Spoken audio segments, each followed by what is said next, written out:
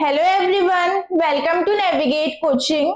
I am Dr. Muskan Mishra and I will be your biology faculty for class 11th and class 12th students.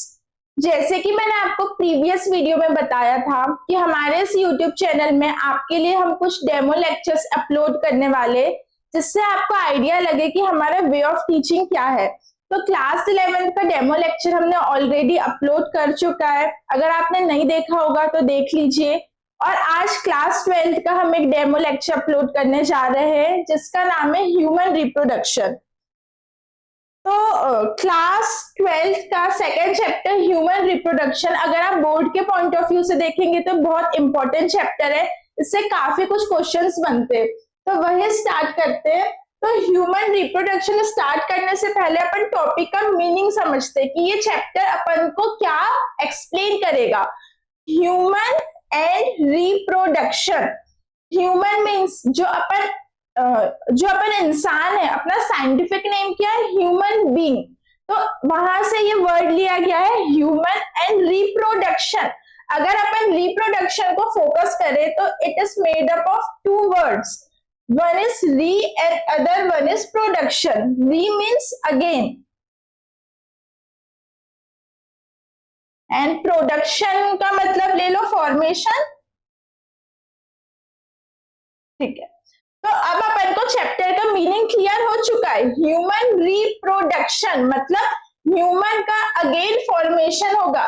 कैसे एक इंसान से दूसरा इंसान, दूसरे से तीसरा, तीसरे से चौथा, ये जो प्रोसेस चलती आ रही है उसी को अपन कहते हैं ह्यूमन रिप्रोडक्शन। तो आज के चैप्टर में या फिर आज के इस लेक्चर में अपन यही देखेंगे कि क्या क्या इवेंट्स होते हैं, क्या क्या फंक्शंस होते हैं बॉडी के अंदर, जिससे अपन एक न्यू ह्यूमन का रिप्रोडक्शन कर पाए। तो आइए डेफिनेशन देखते हैं। Human reproduction it is ability of living organisms. ये जो ह्यूमन का रिप्रोडक्शन है ये एबिलिटी है किसकी? लिविंग ऑर्गेनिजम्स की, तो produce a new generation of living individual similar to themselves. It means कि ह्यूमन रिप्रोडक्शन एबिलिटी है लिविंग ऑर्गेनिजम्स की। ऐसा तो नहीं है कि नॉन लिविंग ऑर्गेनिजम्स अपना रिप्रोडक्शन करती है, कोई भी लिविंग ऑर्गेनिज्म से रिप्रोडक्शन करते हैं। जैसे अपनी एक जनरेशन है, अपने पेरेंट्स की एक जनरेशन है, इनके अपने बच्चे हुए तो उनकी एक जनरेशन रहेगी। तो क्या होता है, लिविंग ऑर्गेनिजम्स न्यू जनरेशन का प्रोडक्शन करते हैं जो उनके ही जैसे सिमिलर दिखती है। अपन अपने पेरेंट्स के सिमिलर है, सिमिलर में लुक की बात नहीं कर रही हूँ, सिमिलर में मैं इसकी बात कर रही हूँ अपीयरेंस की। दो पैर है, दो हाथ है, एक मुंह है, दो आंख है। तो ह्यूमन रिप्रोडक्शन भी एक लिविंग ऑर्गेनिजम्स की प्रोसेस है जिसमें वह न्यू जनरेशन का फॉर्मेशन करता है जो उनके ही जैसे दिखते हैं। That is the definition of human reproduction. आइए आगे चलते हैं, ह्यूमन रिप्रोडक्शन को स्टार्ट करते हैं इंट्रोडक्शन से। Human are sexually reproducing viviparous. अब इसका मतलब क्या होता है? सेक्सुअली रिप्रोड्यूसिंग विविपेरस का मतलब क्या होता है? सेक्सुअली रिप्रोड्यूसिंग मतलब होता है जिसमें अपन को सेक्स ऑर्गन की नीड हो अपने एक ऑफस्प्रिंग को प्रोड्यूस करने के लिए। एग्जांपल, दो टाइप के रिप्रोडक्शन होते हैं। रिप्रोडक्शन दो टाइप के होते हैं, one is sexual and other one is asexual. Sorry, reproduction are of two type, one is sexual, short में लिख दे रही हूँ, other one is asexual. Asexual का मैं आपको एक एग्जांपल दे रही हूँ। आपके फ्रेंड के गार्डन में बहुत सुंदर रोज के प्लांट्स है, रोज के प्लांट्स है, तो आपको चाहिए कि मेरे गार्डन में भी ये रोज के प्लांट्स ग्रो करे। तो आप क्या करोगे? इसके स्टेम को कट करोगे और अपने घर के गार्डन में लगा के ये स्टेम डाल दोगे और कुछ टाइम बाद यहाँ पे न्यू रोज का प्लांट आ जाएगा। यहाँ पे किसी भी सेक्स ऑर्गन की जरूरत नहीं पड़ी, इसलिए इसको एसेक्सुअल कहते हैं। A means absent and sexual means sex organ. But sexual reproduction में अपन को नीड रहती है ऑर्गन्स की, इसलिए उसको सेक्सुअल रिप्रोडक्शन कहते हैं। तो जब ह्यूमन का फॉर्मेशन होता है तो उसे नीड होती है सेक्सुअल ऑर्गन की, इसलिए Human reproduction is a human reproduction are the sexually reproducing organisms and viviparous क्या होता है? विविपेरस मतलब होता है कि जो अपने ऑफस्प्रिंग को डायरेक्ट बर्थ दे, लाइक एग चिकन, जैसे कि क्या एग्जांपल दूं, हैन है, हैन क्या करती है, एक उसका एग रहता है, एग के अंदर उसका बच्चा रहता है, बट ह्यूमन जब अपने ऑफस्प्रिंग को जन्म देता है तो डायरेक्ट ऐसा बॉडी देता है, वो किसी शेल के अंदर कवर्ड नहीं रहते। तो वैसे ही ऑर्गेनिजम्स जो डायरेक्ट बेबी को बर्थ देते हैं उनको अपन लोग विविपेरस कहते हैं। अब आइए जानते हैं कि रिप्रोडक्शन, एक बेबी का फिर से प्रोडक्शन, रिप्रोडक्शन में कौन कौन से इवेंट्स रहते हैं, कौन कौन सी इंपॉर्टेंट स्टेप्स होती है, तब जाके एक बेबी का प्रोडक्शन होता है। First step is gametogenesis. Gametogenesis क्या होता है उससे पहले मैं आपको नाम में ही समझा देती हूँ। गैमेटोजेनेसिस में क्या होता है, गैमेटो एंड जेनेसिस, किसी भी वर्ड, बायोलॉजी में कुछ भी टफ नहीं। अगर आपको कोई भी वर्ड का मीनिंग जानना है तो उस वर्ड को आप दो पार्ट में ब्रेक कर लो, ऑटोमेटिकली आपको मीनिंग पता चल जाएगा कि ये वर्ड अपन से क्या बोलना चाह रहा है। लाइक गैमेटोजेनेसिस, गैमेटोजेनेसिस दो वर्ड से मिलकर बना हुआ है, एक है गैमेट और एक है जेनेसिस। जेनेसिस जहां भी आपको दिखे बायोलॉजी में उसका मतलब है फॉर्मेशन, ठीक है। जेनेसिस का मीनिंग होता है फॉर्मेशन और गैमेट्स का मतलब होता है गैमेट, मतलब गैमेटोजेनेसिस में गैमेट्स का फॉर्मेशन होगा। अब ये गैमेट क्या होते हैं, गैमेट, मेल गैमेट को अपन लोग कहते हैं स्पर्म एंड फीमेल गैमेट को अपन लोग कहते हैं ओवम। ये अपन ने 8th क्लास का जो रिप्रोडक्शन चैप्टर था उसमें पढ़ चुका है, male gamete are sperm and female gamete are ovum. तो जो प्रोसेस है जिसमें मेल गैमेट स्पर्म और फीमेल गैमेट ओवम का प्रोडक्शन होगा या फिर फॉर्मेशन होगा, उसी प्रोसेस को कहते हैं गैमेटोजेनेसिस। नाम में ही क्लियर है, gametogenesis means formation of gamete. Second, reproduction के इवेंट्स में सेकेंड इवेंट से अपना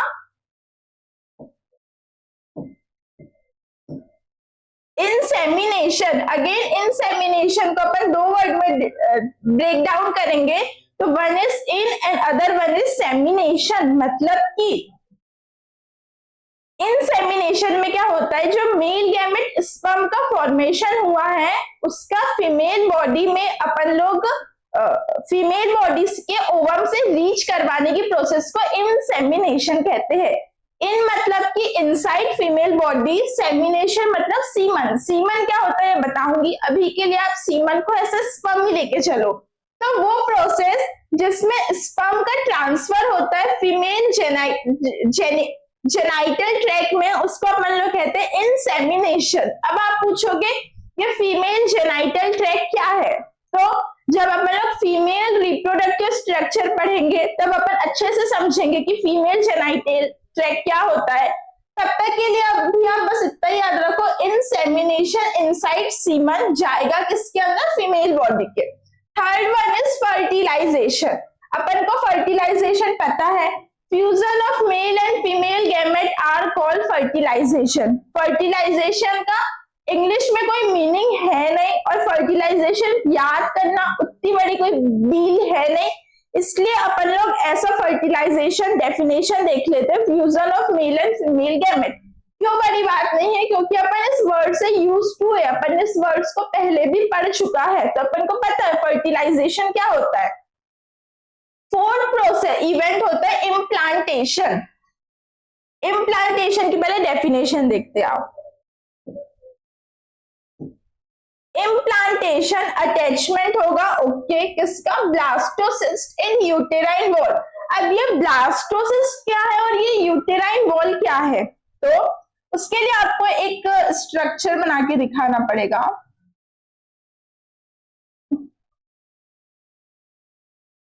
ठीक है,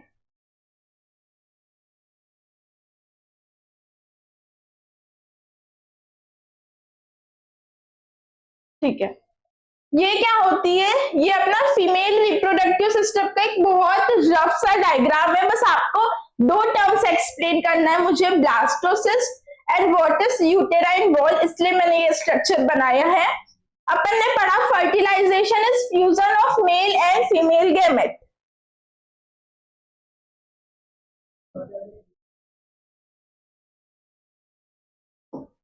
fertilisation is fusion of male and female gamete. तो क्या होता है, ये एक लोकेशन होती है अपनी फेलोपियन ट्यूब में, यहाँ पे फर्टिलाइजेशन होता है और अपन को पता है क्या बनता है, जाइगोट। अगर नहीं भी पता है तो आप याद कर लीजिए अब कि जब मेल और फीमेल गैमेट का फॉर्मेशन होता है तो जाइगोट बनता है, और जाइगोट सिंगल सेल होता है, बट विथ टाइम उसमें डिवीजन होता है और उसमें 2 सेल का फॉर्मेशन होता है, फिर 4 सेल का फॉर्मेशन होता है, और ऐसे ही करते करते 16 to 32 सेल का फॉर्मेशन होता है। तो जब जाइगोट के अंदर 16 to 32 सेल्स प्रेजेंट होगी, उस स्ट्रक्चर को अपन लोग कहते हैं ब्लास्टोसिस्ट। ठीक है, अब ये यूटेराइन वॉल क्या है, तो ये जो अपना यूटेरस है, एक स्ट्रक्चर होता है यूटेरस, उसकी वॉल को यूटेराइन वॉल कहते हैं।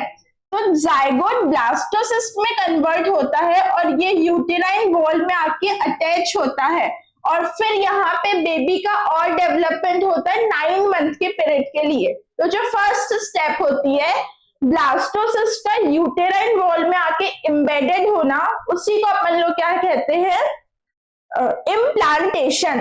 अगर आप इम्प्लांटेशन वर्ड में फोकस करोगे तो इम and other one is plantation. आपने जानते हो आप प्लांटेशन मतलब क्या होता है, बीज को ग्राउंड के अंदर डाल के उसे सीड उगाना, दैट इज प्लांटेशन। वही हो रहा है, ये एक छोटा सा बीज है 16 से 32 सेल का, वो जाइगोट, उसका जो अपन लोग बीज को अर्थ में डालते हैं, जमीन में डालते हैं, वही बीज अपना यूटेरस में आके एम्बेडेड हो जाता है, मतलब ऐसे जुड़ जाता है यूटेराइन वॉल के साथ, और फिर वो 9 मंथ तक के लिए ग्रो करता है। तो इसी प्रोसेस को इम्प्लांटेशन कहते हैं। प्लांटेशन मतलब कि ऐसा याद रखो, एक छोटा सा बीज आके अपने यूटेरस वॉल में ग्रो कर रहा है। फिफ्थ प्रोसेस है पार्चुरेशन, ये यहाँ पे लिखा है,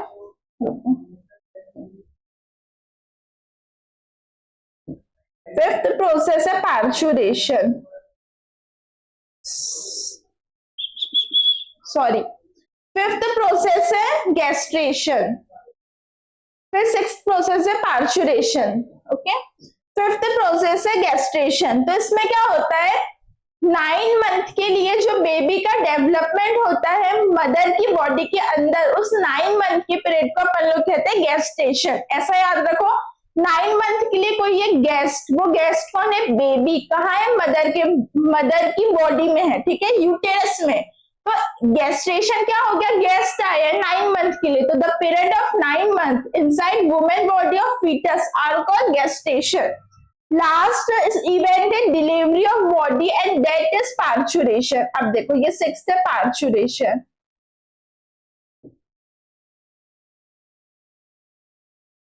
जब 9 मंथ तक के बेबी फीटस का फुल डेवलपमेंट हो जाता है और जब वो फीमेल की बॉडी से, मदर की बॉडी से बाहर निकल जाता है, उस प्रोसेस को कहते हैं पार्चुरेशन।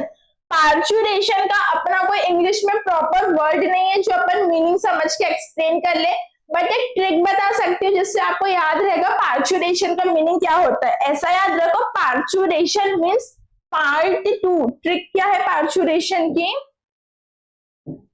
पी से याद रखना पार्ट, और टी से याद रखना 2।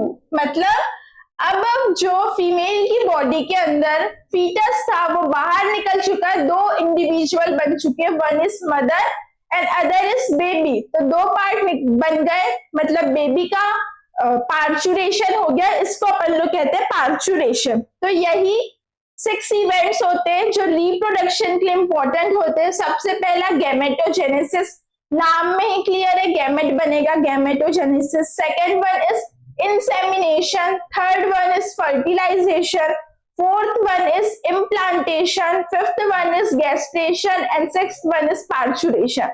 जो वर्ड बोली उसका मीनिंग भी आपको एक्सप्लेन करी कि आपको कभी कंफ्यूजन नहीं होगा और ये आपको काफी टाइम तक याद रहेगा।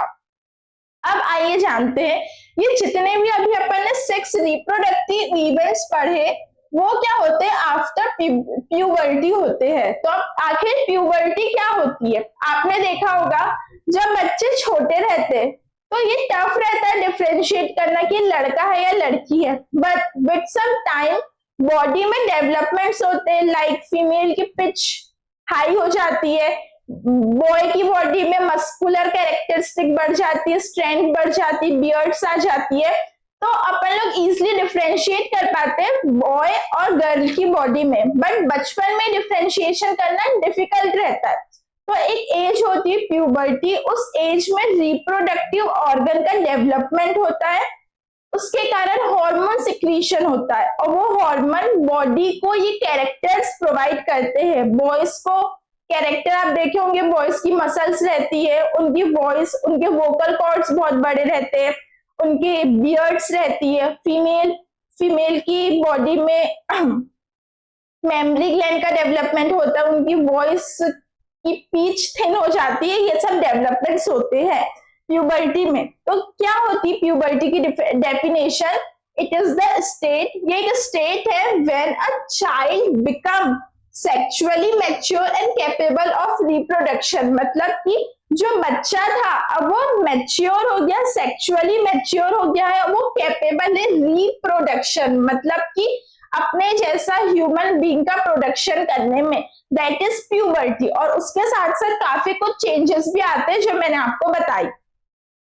अब जो मेल और फीमेल रिप्रोडक्टिव इवेंट्स है उनमें एक डिफरेंस रहता है, आइए जानते हैं क्या डिफरेंस होता है। तो जो मैंने आपको बताया, मेल गैमेट का नाम होता है स्पर्म एंड फीमेल गैमेट का नाम है ओवम, ठीक है। मेल गैमेट का नाम है स्पर्म, फीमेल गैमेट का नाम है ओवम। तो अपन ने देखा प्यूबर्टी आई, अपने रिप्रोडक्टिव ऑर्गन का डेवलपमेंट हुआ और अपन लोग सेक्सुअली कैपेबल हो गए रिप्रोडक्शन के लिए। बट एक डिफरेंस होता है मेल और फीमेल बॉडी में, वो डिफरेंस ये है कि जो स्पर्म का फॉर्मेशन होता है वो मेल बॉडी में थ्रू आउट हो सकता है देयर लाइफ, मतलब वो ओल्ड भी हो जाए फिर भी उनकी बॉडी में स्पर्म का फॉर्मेशन होगा। बट फीमेल बॉडी में क्या होता है, ओवम का फॉर्मेशन कुछ टाइम बाद रुक जाता है। वो कुछ टाइम क्या है, अराउंड 50 इयर्स के बाद फीमेल में ओवम का फॉर्मेशन नहीं होता। ये क्यों नहीं होता है या फिर क्यों स्पर्म का formation through out the life होता है, ये अपन लोग जब रेगुलर क्लासेस लेंगे उसमें डिटेल में समझेंगे। अभी के लिए आप बस इतना ही याद रखिए और समझिए। अब आता है मेल रिप्रोडक्टिव सिस्टम, मतलब मेल का वो पार्ट जो रिप्रोडक्शन में हेल्प करेगा उसको अपन कहेंगे मेल रिप्रोडक्टिव सिस्टम। अपन ने देखा जाइगोट कैसे बन रहा है, एग और स्पर्म के फ्यूजन से जाइगोट बन रहा है। अगर स्पर्म आएगा ही नहीं तो एग किससे फ्यूज होकर जाइगोट बनाएगा। इसलिए मेल का भी बहुत इंपॉर्टेंट रोल है रिप्रोडक्शन में। और अभी अपन पढ़ने जा रहे हैं male reproductive system. Male reproductive system located in pelvic region. इसका मतलब क्या होता है, ये पेल्विक रीजन क्या होता है? तो बॉडी कुछ रीजन्स में डिवाइड है। ये जो अपना चेस्ट वाला एरिया है जहां पे अपने लंग्स प्रेजेंट है उसको अपन लोग क्या कहते हैं, थोरेसिक रीजन कहते हैं। उसके नीचे जहां पे अपना स्टमक प्रेजेंट है उस रीजन को अपन लोग कहते हैं एब्डोमिनल रीजन, और स्टमक के नीचे वाले रीजन को अपन लोग कहते हैं पेल्विक रीजन। तो जो मेल रिप्रोडक्टिव सिस्टम है वो पेल्विक रीजन में प्रेजेंट है।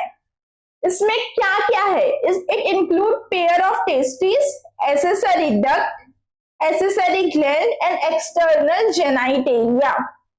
4 चीज आती है मेल रिप्रोडक्टिव सिस्टम में, pair of testis, accessory duct, accessory gland and external genitalia. ज्यादा डीप में इसलिए नहीं जा रही हूँ क्योंकि आगे के लेक्चर में अपन इन्हीं सब चीज के बारे में डिटेल में पढ़ेंगे, तो अभी बस आप नेम से फेमिलियर हो जाओ कि क्या क्या होता है। एक वर्ड आप देखना, पेयर ऑफ टेस्टिस, मतलब इस स्ट्रक्चर में देख रहा होगा आपको, ये है टेस्टिस, ये है, ठीक है। तो ये पेयर है, ये अपन साइड व्यू देख रहे हैं, ये मेरा एक हैंड है और ये एक हैंड, इस साइड एक और हैंड है। पेयर ऑफ हैंड है मेरे पास, बट आप मुझे साइड से देखोगे तो आपको मेरा एक ही हैंड दिखेगा। सिमिलर, जब अपन बॉडी को साइड से देख रहे हैं तो अपन को एक ही टेस्टिस दिख रही है, बट उसके उस साइड भी एक टेस्टिस प्रेजेंट है, इसलिए इसको पेयर कहा है, पेयर ऑफ टेस्टिस प्रेजेंट है। इसको आप माइंड में अच्छे से रखिए कि एक नहीं होती, डायग्राम में एक दिख रही है। तो अब आइए अपन लोग टेस्टिस को डिटेल में जानते हैं। उसके पहले मैं आपको एक ओवरव्यू देती हूँ कि आखिर होता क्या है। उसके बाद अपन लोग एनसीईआरटी को अच्छे से एक्सप्लेन करेंगे, समझेंगे कि वो अपन को क्या बताना चाहती है। 2 मिनट का मुझे टाइम देना ताकि मैं डायग्राम बना लूं।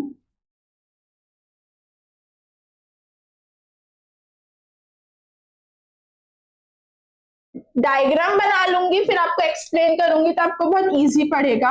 और मेरा तो यही मानना है कि एनसीईआरटी में ही अपने आप में इतनी कुछ बातें लिखी है कि अपन को दूसरी रेफरेंस बुक की उतनी नीड नहीं रहती है। और अगर आप इन फ्यूचर नीट टारगेट कर रहे हो तो फिर तो आपका कोई भी पॉइंट नहीं है कि आप अदर बुक को एक्सप्लेन समझे।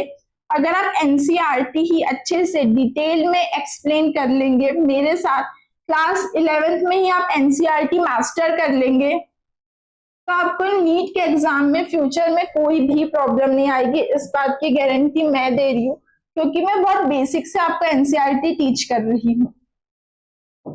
बस लास्ट 2 मिनट्स हो गया।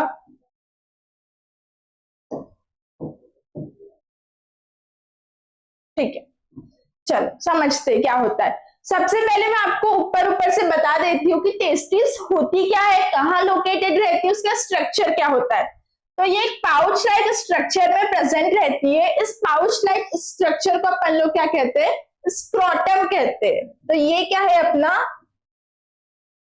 स्क्रोटम, ठीक है। उसके अंदर क्या प्रेजेंट रहती है, अपनी टेस्टिस प्रेजेंट रहती है। तो ये है अपना टेस्टिस, ठीक है। टेस्टिस की जो वॉल है, ये जो मैंने येलो कलर से रिप्रेजेंट करी हूँ, ये जो उसकी बाउंड्री है वो डेंस फाइब्रस कवरिंग रहती है। तो this is dense fibrous covering.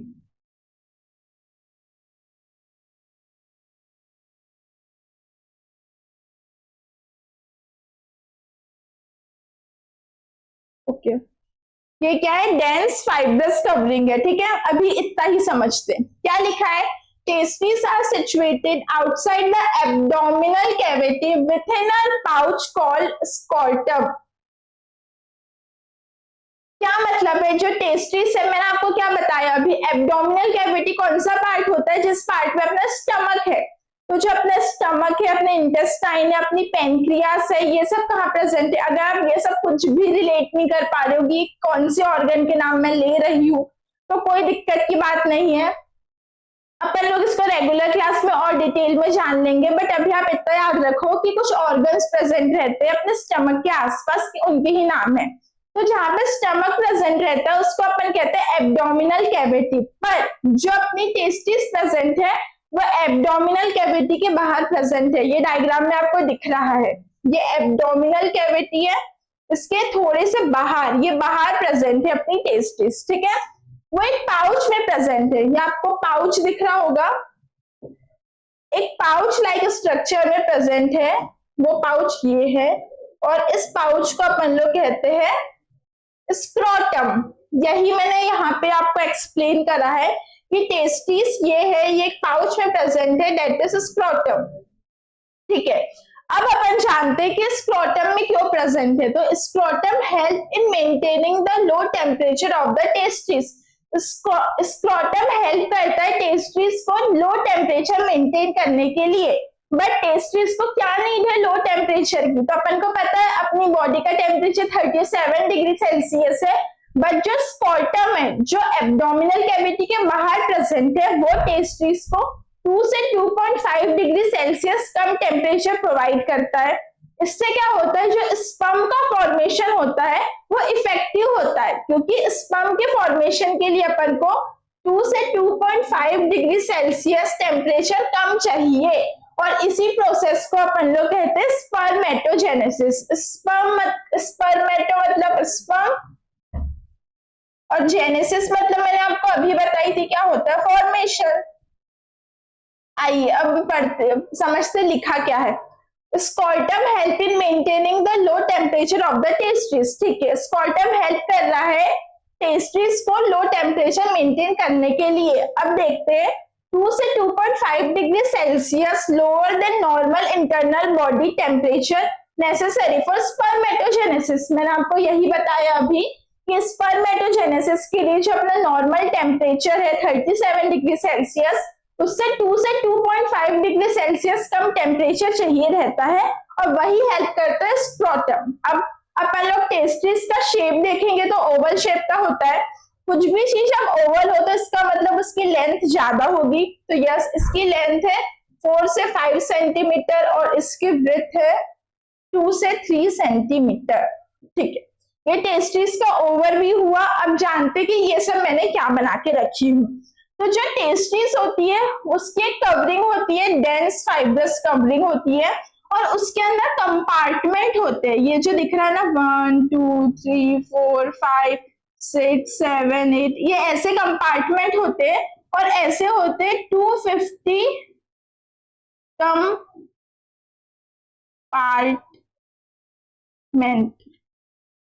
ऐसे 250 कंपार्टमेंट होते हैं टेस्टिस के अंदर, और इन्हीं कंपार्टमेंट को अपन लोग क्या कहते हैं, टेस्टिकुलर लोब्यूल। अगर ये एक कंपार्टमेंट फोकस करूं तो इसको अपन लोग कहेंगे टेस्टिकुलर लोब्यूल।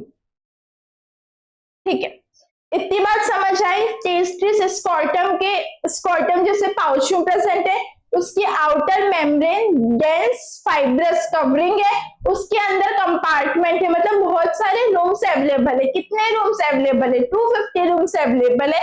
डायग्राम में कुछ 8-10 ही बन पाए, बट ऐसे 250 रूम्स अवेलेबल रहते हैं। ठीक है, और उस रूम्स को क्या कहते हैं, टेस्टिकुलर लोब्यूल्स। नाम से ही क्लियर है, टेस्टिस में लोब्यूल्स प्रेजेंट है, इसलिए अपन लोग इसको टेस्टिकुलर लोब्यूल कह रहे हैं। और अब यहाँ पे बहुत कुछ हौच पौच हो रहा है, तो मैं आपको अब ये एक टेस्टिकुलर लोब्यूल को फोकस करके आगे की चीजें समझाती हूँ। ठीक है, इतना तो समझ में आ गया होगा, बहुत इजी है।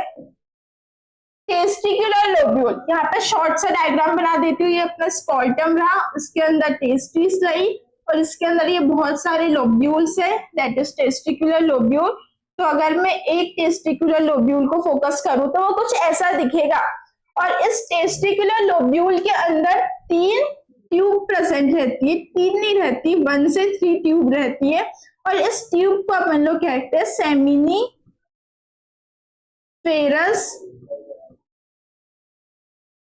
ट्यूब्यूल।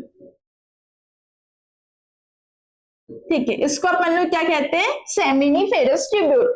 अब ये सेमिनिफेरस ट्यूब्यूल के अंदर 2 टाइप के सेल प्रेजेंट रहते हैं। ठीक है, इसके अंदर ये 2 टाइप के सेल प्रेजेंट है।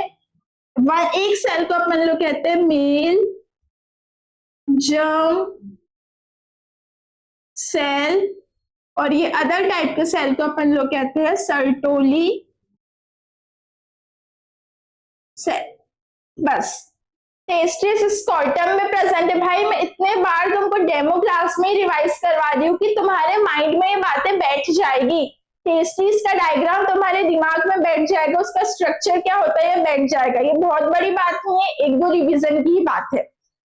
स्कॉर्टम क्या है, पाउच है, क्या नाम है, स्कॉर्टम। यस, उसके अंदर क्या प्रेजेंट है, टेस्टिस। यस, उसकी ऊपर वाली कवरिंग को क्या कहते हैं, fibrous, dense fibrous covering. Yes, उसके अंदर बहुत सारे रूम है, छोटे छोटे। कितने रूम है, 250।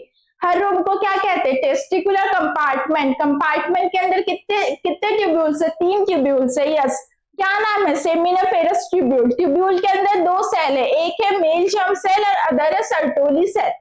अभी अपन इतनी ही बातें समझते हैं, उसके बाद भी कुछ बच्चा है, चलो वो भी बता ही देती हूँ।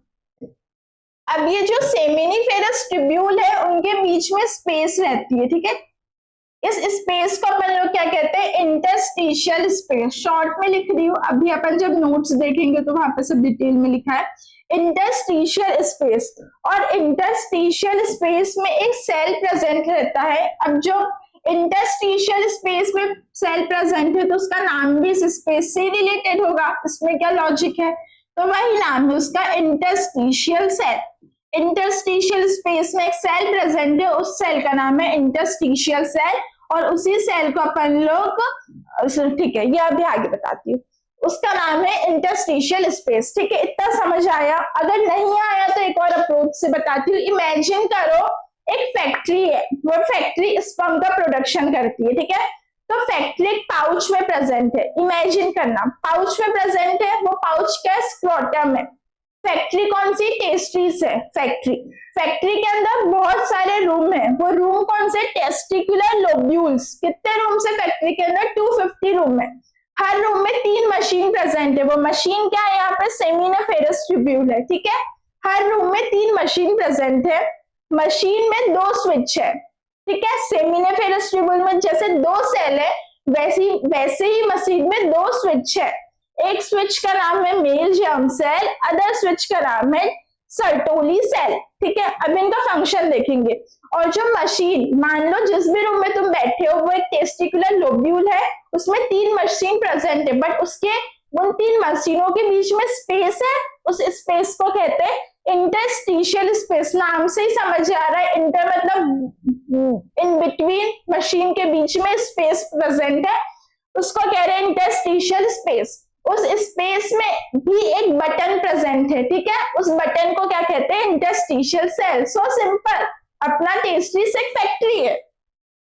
आई होप आपको इतना समझ आ रहा होगा। आगे अपन लोग नोट्स में देखते क्या बोल रहा है। Testes is covered by dense covering, वो मैंने आपको समझा दी। Testes are about 250 compartments called testicular lobules. मैंने आपको अभी बताया कि फैक्ट्री के अंदर 250 कंपार्टमेंट का रूम है, उसको टेस्टिस में कहते हैं टेस्टिकुलर लोब्यूल। नाम से क्लियर है, टेस्टिस में से testicular lobule. Each lobule contain 2 to 3 highly coiled seminiferous tubule। Machine का नाम क्या था? seminiferous tubule। कितनी है? 1 से 3 highly coiled प्रेजेंट है। उसके बाद क्या है? seminiferous, in seminiferous tubule sperm are produced। तो मैंने आपको बताई थी कि ये जो सेमिनिफेरस ट्यूब्यूल है उसमें 2 सेल है, एक है male germ cell and other is Sertoli cell. फिर से मैं एक्सप्लेन करती हूँ आपको। ये है मेल जर्म सेल और ये है Sertoli cell. This one is male germ cell. Germ मतलब होता है जनरेशन। ठीक है, तो क्या होगा? मेल जर्म सेल स्पर्म का फॉर्मेशन करेगा, स्पर्म ओवम का फ्यूजन होगा, तभी न्यू जनरेशन का फॉर्मेशन होगा। इसलिए ही मेल जर्म सेल को, इसलिए ही स्पर्म प्रोड्यूसिंग सेल को मेल जर्म सेल कहते हैं, क्योंकि ये मेल का सेल है जो एक जनरेशन, न्यू जनरेशन का प्रोडक्शन करने में हेल्प करता है। और वो क्या है? स्पर्म का प्रोडक्शन करता है। इसलिए यहाँ पे लिखा है seminiferous tubule sperm are produce, मतलब सेमिनिफेरस ट्यूब्यूल में स्पर्म का फॉर्मेशन हो रहा है। फॉर्मेशन कौन कर रहा है? Male germ cell. जर्म का मतलब होता है जनरेशन, से याद रखना। अब each seminiferous tubule is lined on its inside by 2 type of cell, वो अपन ने ऑलरेडी पढ़ चुका है, मेल जर्म सेल और Sertoli cell. Male germ cell को और अपन लोग क्या कहते हैं? स्पर्मेटोगोनिया कहते हैं। स्पर्मेटो से तो कोई दिक्कत नहीं है, स्पर्मेटो मतलब स्पर्म से याद रख लो, गोनिया मतलब गो वर्ड को यहाँ पे बस फोकस रखना। वो मतलब वो जा रहा है, कहाँ जा रहा है? न्यू जनरेशन का फॉर्मेशन करने, इसलिए इसको क्या कह रहे हैं अपन लोग? स्पर्मेटोगोनिया। कुछ टफ नहीं है, ये नाम में ही समझ आ रहा है कि काम क्या करने जा रहा है। इतनी चीज मैंने आपको डायग्राम में पहले ही क्लियर कर दी थी। अब आइए आगे क्या होता है? मेल जर्म सेल, वही मेल जर्म से याद रखना जनरेशन, और आपको याद आ जाएगा अपने आप ये जनरेशन बनाने जा रहा है, मतलब ये स्पर्म होगा, मतलब ये स्पर्म का फॉर्मेशन करेगा। तो मेल जर्म सेल में क्या होगा? माइटोटिक डिवीजन होगा, ये माइटोटिक डिवीजन, और क्या होगा? स्पर्म का फॉर्मेशन होगा। क्लास 11th में एक सेल डिवीजन चैप्टर है, उसमें अपन लोग यही चीज पढ़ते हैं। डिवीजन क्या होते हैं, माइटोटिक डिवीजन क्या होते हैं, मियोटिक डिवीजन क्या होते हैं। तो अगर आपसे इनकेस मिस हो गया होगा क्लास 11th में तो कोई बात नहीं, जब अपन रेगुलर क्लासेस लेंगे तो बेसिक से स्टार्ट करेंगे। मैं आपको ये क्लासेस में डीप में एक्सप्लेन करूंगी कि डिवीजन होते क्या है। उसके बाद सेकेंड सेल अपन ने देखे थे सर्टोली सेल। सर्टोली सेल क्या करती है, न्यूट्रिशन प्रोवाइड करती है जर्म सेल को। तो ऐसा याद रखो, सर्टोली का स्टार्टिंग 3 वर्ड क्या है, SER सर, ठीक है। सर्टोली सेल क्या कर रही है, सर्विस प्रोवाइड कर रही है। सर्विस की स्पेलिंग का 3 वर्ड SERVICE, सर्विस। तो ये रिलेट हो रहा है सर्विस सर्टोली सेल। तो ये क्या कर रहा है, सर्टोली सेल सर्विस प्रोवाइड कर रहा है। क्या सर्विस प्रोवाइड कर रहा है, वो न्यूट्रिशन दे रहा है जर्म सेल, मतलब मेल जर्म सेल को न्यूट्रिशन प्रोवाइड कर रहा है, ठीक है। और फिर मैंने आपको बताया था कि इंटरस्टिशियल सेमिनिफेरस ट्यूब्यूल के बाहर कुछ स्पेस प्रेजेंट होती है, उसको अपन लोग कहते हैं इंटरस्टिशियल स्पेस। तो यही लिखा गया है, the region outside the seminiferous tubule are called interstitial space. Interstitial space contain small blood vessel and interstitial cell, उसको अपन लोग लीडिंग सेल भी कहते हैं, और अदर इम्यूनोलॉजिकली कंपोनेंट्स, ठीक है। इसका मतलब क्या है आप समझते हैं। इंटरस्टिशियल सेल में पहला तो ब्लड वेसल्स प्रेजेंट है, दूसरा प्रेजेंट है इंटरस्टिशियल सेल प्रेजेंट है। इंटरस्टिशियल सेल को ही अपन लोग लीडिंग सेल भी कहते हैं, और थर्ड है इम्यूनोलॉजिकल कंपोनेंट प्रेजेंट है। अब ये सब क्यों प्रेजेंट है अपन जानते हैं, वो जो अपनी फैक्ट्री थी, फैक्ट्री के आसपास मशीनों के बीच में एक स्विच लगा हुआ था, वो यही स्विच है इंटरस्टिशियल सेल। इंटरस्टिशियल सेल को लीडिंग सेल कहते हैं। वो क्या करता है, synthesis and secrete testicular hormone called androgen. ये हार्मोन का सिक्रीशन करता है, उस हार्मोन को क्या कहते हैं, एंड्रोजन। लीडिंग सेल एक हार्मोन का सिक्रीशन करता है, उस हार्मोन को क्या कहते हैं अपन लोग, एंड्रोजन। तो अपन ने अभी कुछ देर पहले देखा था कि प्यूबर्टी आती है, एक एज आती है जहां पे मेल बॉडी में अलग कैरेक्टर डेवलप होने लगते हैं, उनका रिप्रोडक्टिव ऑर्गन डेवलप होने लगता है, बॉडी में चेंजेस आने लगते हैं। तो ये चेंजेस ये एंड्रोजन हार्मोन ही करवाता है, ठीक है। अब ये जो एंड्रोजन हार्मोन होगा वो ब्लड में रिलीज होगा।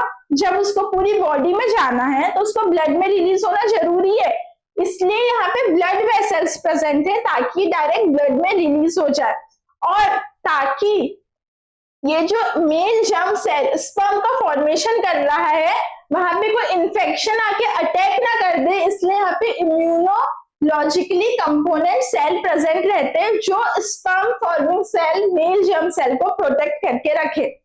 आई होप आपको इतना पूरा क्लियर हो रहा होगा। वैसे तो मैंने डेमो क्लास में भी काफी डिटेल में आपको एक्सप्लेन करी है पेस्ट्रीज, एनसीईआरटी की कोई लाइन नहीं छूटी। अगर आपसे 5 नंबर का क्वेश्चन आएगा तो ऑटोमेटिक आप डायग्राम बना के आओगे, इतने पॉइंट्स लिख के आओगे, आपके 5 नंबर कहीं नहीं जा रहे। इससे 2 नंबर का क्वेश्चन आएगा तो आप डेफिनेशन लिख के आ जाओगे, कुछ इंपॉर्टेंट पॉइंट लिख के आ जाओगे। ये सब अपन क्लास में डिस्कस करेंगे कि किस वे में अपन को अपना आंसर प्रेजेंट करके आना है ताकि अपन अच्छा स्कोर कर पाए क्लास 12 बोर्ड एग्जाम में। तो आज की क्लास यही कंप्लीट होती है। मेल रिप्रोडक्टिव ऑर्गन का एक पार्ट टेस्टिस पढ़ाई, अभी उसमें 3 पार्ट और बचे हैं जो अपन लोग रेगुलर क्लासेस में कंटिन्यू करेंगे। रेगुलर क्लासेस भी इसी टाइप की होगी, हर एक वर्ड का मीनिंग एक्सप्लेन किया जाएगा, जहां पे ट्रिक्स की नीड होगी आपको ट्रिक्स एक्सप्लेन करी जाएगी। एनसीईआरटी एकदम क्लियर होगी कि इन फ्यूचर आप नीट एग्जाम को टारगेट कर रहे हैं तो आपका आज से ही फाउंडेशन बना रहे। हमारी कोचिंग का मैंने आपको फर्स्ट वीडियो में ही बोली थी कि टारगेट है आप 11th-12th में तो अच्छा स्कोर करे ही, उसके साथ साथ आप एक फाउंडेशन बना के चले। तो यही होता है फाउंडेशन, कि आपको एनसीईआरटी की हर एक मीनिंग हर एक लाइन क्लियर है, ठीक है। तो बस आज की वीडियो यही खत्म होती, कुछ टाइम बाद हम दूसरे चैप्टर्स की भी वीडियो अपलोड करेंगे। तो हमारे चैनल को सब्सक्राइब कर लीजिए, लाइक कर दीजिए, अपने फ्रेंड्स के साथ शेयर कर दीजिए। और अगर आप हमारी कोचिंग ज्वाइन करना चाहते हैं, हमारी कोचिंग में बैचेस स्टार्ट होने वाले क्लास 11 और क्लास 12 के, तो आपको डिस्क्रिप्शन में कॉन्टेक्ट नंबर मिल जाएगा, आप उसमें कॉन्टेक्ट करके जितनी भी डिटेल्स आपको लेना है कोचिंग के रिगार्डिंग वो डिटेल्स ले सकते हैं। या फिर भंवरकुंवर स्क्वायर में वेदा कॉम्प्लेक्स के 2nd फ्लोर में नेविगेट कोचिंग है, वहां पे आके आप ऑफलाइन भी विजिट कर सकते हैं। So thank you for watching. That's it for today. Have a nice day.